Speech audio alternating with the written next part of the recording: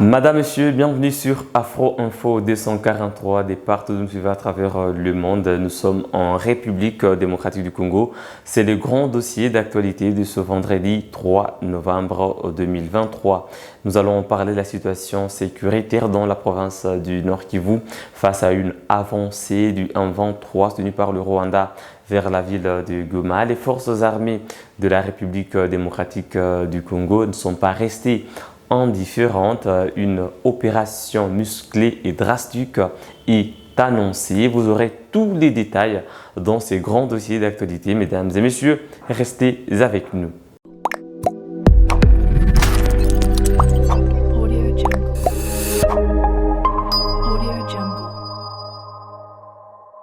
Mesdames et messieurs, les éléments terroristes de la coalition M23 RDF ont tenté encore une fois de plus de déborder vers le parc national de Virunga, ou alors ils se sont retranchés vers le parc national de Virunga pour contourner les positions des forces armées de la République démocratique du Congo pour tenter d'atteindre la cité de Sake, située à plus ou moins 27 km à l'ouest de la ville de Goma. Nous sommes dans le territoire de Massissi. Sake, c'est le dernier verrou pour entrer dans la ville de Goma. Voilà pourquoi le M23 a fait semblant de cesser les hostilités pendant plus de 48 heures en vue de se réorganiser et aller prendre la cité de Sake pour disposer d'une autre grande force dissuasive dans les discussions sous-régionales qui profitent déjà à l'horizon afin d'obtenir un dialogue avec Kinshasa. Heureusement, la société civile locale a alerté les FARDC et des décisions importantes sont déjà prises à ces sujets. L'armée reste donc en alerte maximale et ne peut pas céder face à une telle menace du M23 qui vise la ville de Goma parce que l'histoire de 2013 ne doit jamais se répéter. Il y a eu 6 jours d'intenses combats au nord de la ville de Goma dans le territoire de Nyiragongo entre les FARDC et le M23. L'armée a répliqué bien sûr aux attaques du M23, des attaques qui visaient ses positions, des artilleries lourdes qui venaient du territoire rwandais, et voilà, une accalmie s'est observée sur toutes les lignes de front, que ce soit à Kinyandoni, que ce soit à Bambo, que ce soit aux abords de Kichanga ou dans les Kibumba en territoire de Nyiragongo. Depuis maintenant 48 heures, c'était une stratégie du M23 de déborder vers le parc national de Virunga, contourner toutes les positions des FARDC qui étaient déjà installées pour stopper l'avancée de ce mouvement terroriste vers la ville de Goma au nord.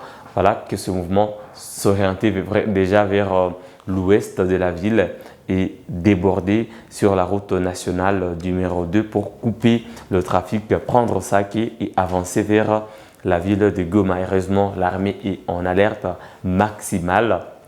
Il a l'obligation de protéger l'intégrité du territoire national congolais. Il a l'obligation de répliquer à une telle menace en dépit du cessez-le-feu qui est toujours en observation. Mesdames et messieurs, pendant ces temps, une conférence des presses vient d'être co-animée par les commandants de la force spéciale de la MONUSCO et le porte-parole du gouverneur militaire de la province de Nord Kivu, le lieutenant-colonel Guillaume Njike Kaiko, ce vendredi 3 novembre 2023 dans la ville de Goma. Une décision importante vient d'être prise.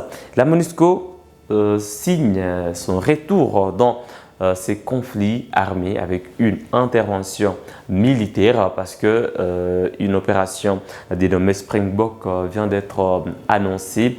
Et il sera lancé bien sûr avec un objectif précis. Ça sera une opération conjointe FARDC MONUSCO pour stopper l'avancée du M23 vers la ville de Goma ou alors protéger la cité de Sake ainsi que la ville de Goma de la menace et des attaques du M23 soutenu par le Rwanda, pour ne pas dire de la coalition M23 RDF.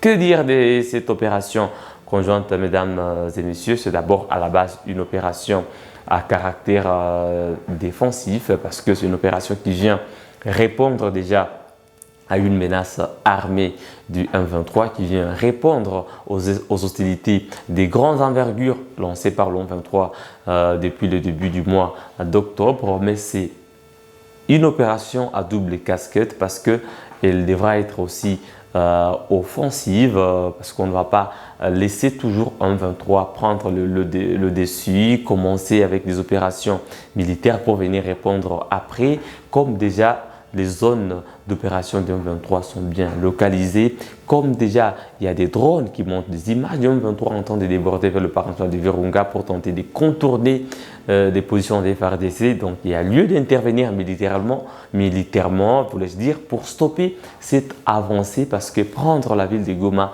serait une perte énorme pour Kinshasa, serait une perte énorme pour le président Félix Tshisekedi et pour l'ensemble du peuple congolais, surtout pour les forces armées de la République démocratique du Congo qui ont pour la charge, pour le rôle régalien de protéger l'intégrité du territoire national congolais. Ce n'est pas que Bunagana qui est déjà pris et négligé, ce n'est pas que Rutshuru est négligé, ce n'est pas que Kichanga est négligé, mesdames et messieurs, mais Goma, c'est une ville très stratégique sur l'ensemble de la RDC même. C'est le chef-lieu de la province du Nord Kivu. C'est une ville où sont érigées les institutions provinciales. C'est une ville qui est habitée par près de 3 millions d'habitants et laissée à un mouvement terroriste aux ambitions belliqueuses. Prendre une telle ville serait déjà une réussite pour le Rwanda de son projet de balkaniser la RDC parce que Goma, c'est une ville qui peut devenir capitale d'un pays, c'est une ville qui dépasse de loin certaines capitales des pays africains. Voilà pourquoi la ville de Goma ne doit pas être prise par le M23. Alors l'opération militaire Springbok nous rappelle encore l'opération Pomme Orange qui a été lancée à l'époque de Mamadou Ndala Mustafa, d'heureuse mémoire. On ne va pas minimiser les efforts de la FIB, la brigade d'intervention de la force de la MONUSCO, qui avait aider Mamadou Ndala dans cette opération Pomme Orange qui avait abouti à la victoire contre le 1-23. Si le 1-23 avait été défait, c'est grâce à cette grande opération, c'est aussi grâce à la collaboration de la MONUSCO. Il est vrai aujourd'hui que la MONUSCO est sous pression de la population congolaise et qu'elle doit plier bagage d'ici le 31 décembre 2023, mais la RDC ne doit pas se passer en tout cas de ses soutiens, du soutien de la MONUSCO parce que la MONUSCO détient une logistique capable d'appuyer les FARDC pendant les combats. La MONUSCO détient aussi des armements capables d'intervenir en cas d'une attaque imminente sur la ville de Goma. Voilà encore une fois de plus que la force de l'EAC démontre ses limites. Ce sont des officiers de la force de l'EAC qui s'est vanté d'être venus pour protéger la ville de Goma, l'aéroport de Goma, NITT. La force de l'EAC, la ville de Goma serait déjà prise, mais est-ce qu'il y a eu une alerte de la force de l'EAC selon laquelle les terroristes du M23 se sont retranchés vers le parc de Virunga pour aller déborder vers la route nationale numéro 2 et prendre la cité de Saki? Il n'y a pas eu cette alerte-là. Malheureusement, c'est déplorable que cela vienne de la société civile et que l'armée prenne des décisions dans une zone qui est occupée par la force de l'EAC. Voilà une autre limite. Et aussitôt que la MONUSCO vient de faire cette annonce, nous venons d'apprendre également que l'officier du contingent ougandais de la force de l'EAC a aussi ordonné aux militaires ougandais de cette force d'intervenir également militairement en cas d'attaque. Mais en cas d'attaque de qui ou de quelle zone? Parce que le M23 a déjà attaqué à plusieurs reprises des populations, a déjà massacré des civils dans des zones censées être protégées par des militaires ougandais de la force régionale de l'EAC. Maintenant, quand on donne de l'ordre aujourd'hui, si le M23 attaque, il faut intervenir, mais les Ougandais sont à Bunagana. Les Ougandais de la force de l'EAC sont à Rutshuru, soit à Kiwanja, mais de ce côté-là, il y a eu beaucoup d'attaques. De ce côté-là, il y a eu beaucoup d'accrochages, beaucoup de combats, beaucoup de pillages, beaucoup de violations des droits humains. Kishishe se trouve dans le Rutshuru, c'est dans la zone de contrôle des militaires ougandais, Bambo, Kinyandoni. Mais qu'est-ce que les militaires ougandais ont fait? Tant mieux encore les militaires burundais qui ont essayé d'intervenir quand le M23 avait attaqué Mushaki. Mais jusque-là, les Ougandais n'ont rien fait.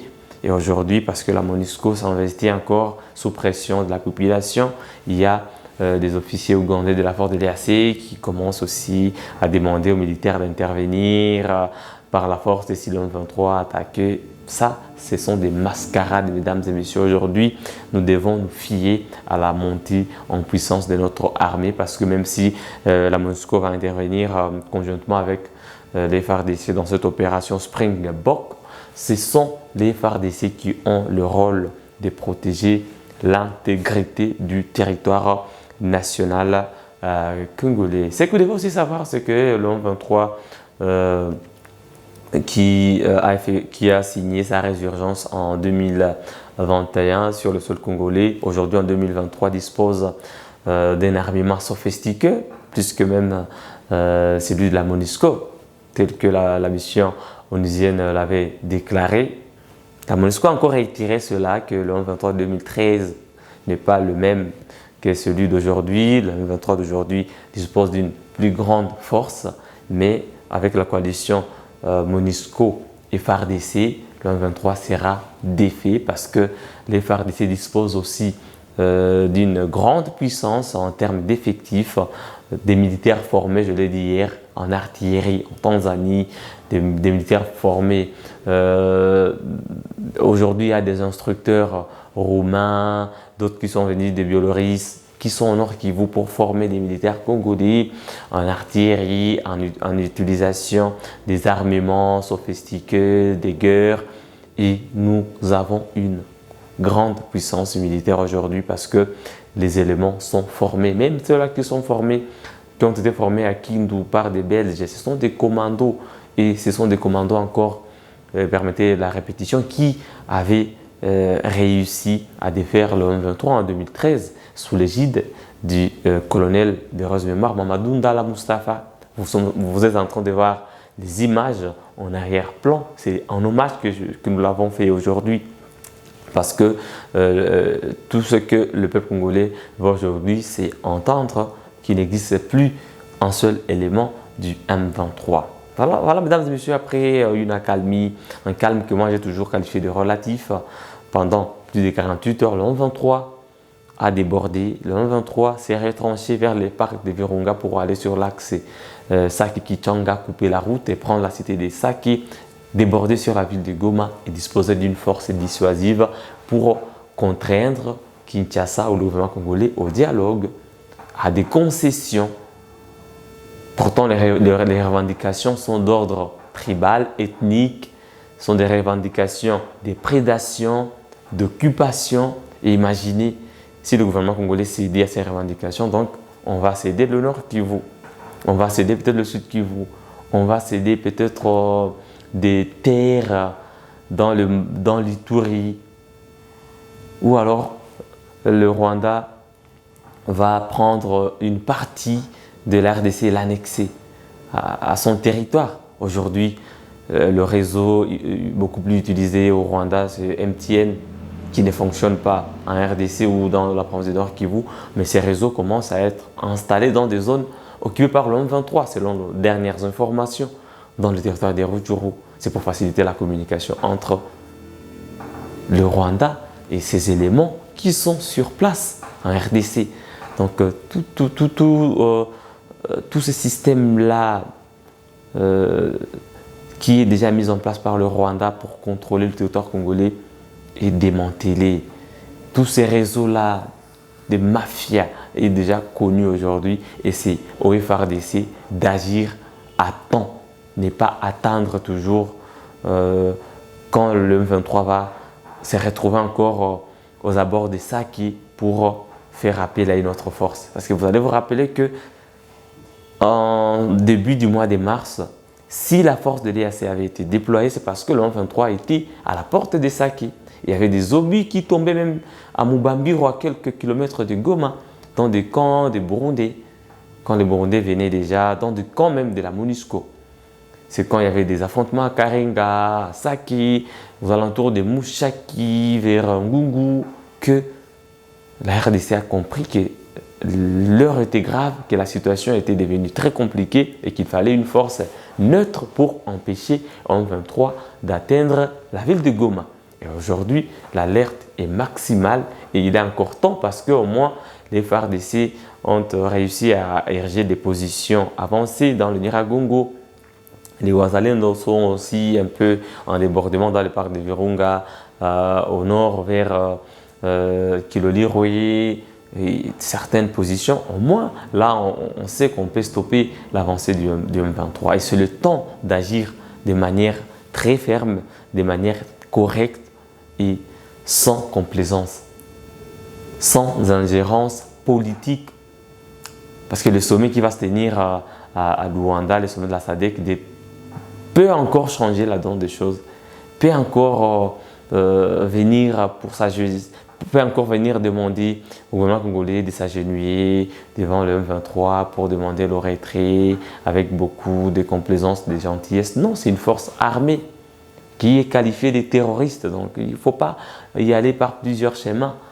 Si la menace du M23, c'est d'attaquer la ville de Goma, est-ce que ça sera par la politique? C'est par la politique, c'est par la diplomatie, c'est par des réunions que le M23 va prendre Goma, mais c'est par la voie des armes, c'est par la voie des violences. Et on répond à la violence armée par la violence armée. Et d'ailleurs, il faut faire des contre-attaques, ne pas attendre que le M23 fasse toujours le premier pas, je l'ai toujours dit ici. Heureusement que l'armée a compris cela et avec cette annonce, il y a une lueur d'espoir. Nous estimons que cette force de la MONUSCO va être en tout cas honnête et sincère aux côtés des FARDC comme c'était le cas en 2013 afin de stopper l'avancée du M23 vers la ville de Goma. Voilà mesdames et messieurs la quintessence du grand dossier de ce 3 novembre 2023. Il faut savoir qu'il n'y a pas de combat sur les lignes de front. Le M23 s'est retranché vers le parc national de Virunga pour tenter d'atteindre Sake en contournant les positions des FARDC. C'est pourquoi hier, aujourd'hui, même avant-hier, il n'y avait pas de combat, comme c'était le cas en début de semaine ou le week-end dernier. Le M23 a compris qu'avec ces positions avancées des FARDC qui viennent répliquer aux attaques de leurs positions, il n'y aura pas de brèches pour atteindre Goma. Voilà pourquoi le M23 déborde, se retranche vers le parc et nous, l'opinion, nous pensons que voilà, il y a une accalmie, les Wazalendo ont réussi, les FARDC ont réussi. C'est une stratégie du M23 qui est aujourd'hui mise à nu et nous savons où se situent ces rebelles, ces terroristes dans les Virunga. C'est pourquoi je disais qu'il y a beaucoup de complaisance. On devrait juste y aller avec cet avion-là de chasse. On en parle seulement des concepts avions de chasse Sukhoi, je ne sais pas, qui a survolé les aires de Goma. Mais il faut aller dans ce parc-là. C'est une zone qui n'est pas habitée. Bombarder les terroristes. Bombarder. C'est ça la meilleure façon de stopper cette avancée-là. Parce que quand les artilleries lourdes viennent du Rwanda pour bombarder les positions des FARDC, mais c'est sans pitié. Pourquoi nous devons passer par des voies de dialogue, des voies de consultation, des sommets, sommet de Bujumbura, sommet de Nairobi, sommet de Luanda, encore sommet de Luanda, alors que nous savons où se situe l'ennemi, qui ne veut pas s'aligner derrière la volonté du chef d'État de l'EAC, qui ne veut pas se comporter comme un groupe armé national, autant que les autres qui acceptent d'aller prendre part aux consultations de Nairobi pour la finalité d'être désarmés, démobilisés et de réinsérer dans la communauté. Voilà, mesdames et messieurs, aujourd'hui la situation devient complexe et la bonne nouvelle, c'est que cette opération-là, Springbok, ne sera pas seulement défensive et devra être aussi offensive. Vers peut-être la répétition de l'histoire de 2013, On en saura après les résultats. Il est encore tôt de les dire, mesdames et messieurs, parce qu'il y a eu beaucoup de promesses sans réalisation dans ces pays. Voilà, que la force de la SADC s'apprête encore aussi à venir. Elle viendra encore pour constituer une police qui va empêcher aux militaires des FARDC en coalition avec cette force de la MONUSCO d'intervenir militairement, d'aller faire des combats contre le M23. C'est ça le rôle que viendra jouer encore cette force de la SADC, comme celui joué par la force de l'EAC. On ne veut pas de cela. Si la force de la SADC vient, comme je le disais hier, elle vient pour combattre, pour aider les FARDC à faire les combats. Repousser le M23 et pas garder le M23 dans une zone et le sécuriser, comme si ces militaires-là kenyans étaient la police du M23. On ne veut plus de cela. On ne veut plus de cela, mesdames et messieurs. Voilà. Qu'est-ce que vous pensez de cette nouvelle collaboration entre la MONUSCO et les FARDC? Laissez nouveau point de vue en commentaire. Qu'est-ce que vous pensez de la réaction de l'officier du contingent ougandais de l'EAC qui a aussi demandé aux militaires ougandais de l'EAC ou de la force de l'EAC d'intervenir en cas d'attaque? Est-ce que c'est par complaisance? Est-ce que c'est honnête de le dire maintenant là? Qu'est-ce que vous pensez de cette alerte, de cette organisation de 1-23 qui vise la ville de Goma? C'est très dangereux, mesdames et messieurs. Laissez-nous vos points de vue en commentaire et nous estimons que cette coalition ne va pas prendre beaucoup de temps pour encore permettre au 23 de contrecarrer ces opérations, de prendre tout le temps encore de se réorganiser, de se retrancher encore dans la profondeur. Cela ne devrait pas prendre assez de temps. Voilà, mesdames et messieurs, pour ce grand dossier d'actualité. Merci d'avoir suivi le début à la fin. Laissez-nous un j'aime avant de quitter la vidéo. N'oubliez pas de vous abonner à Afro Info 243 si ce n'est pas encore fait. Il suffit de cliquer sur s'abonner, activer la cloche de notification, cliquez sur toutes et vous recevrez toutes les notifications des informations publiées sur Afro Info 243. On se fixe un nouveau rendez-vous d'actualité. À très bientôt.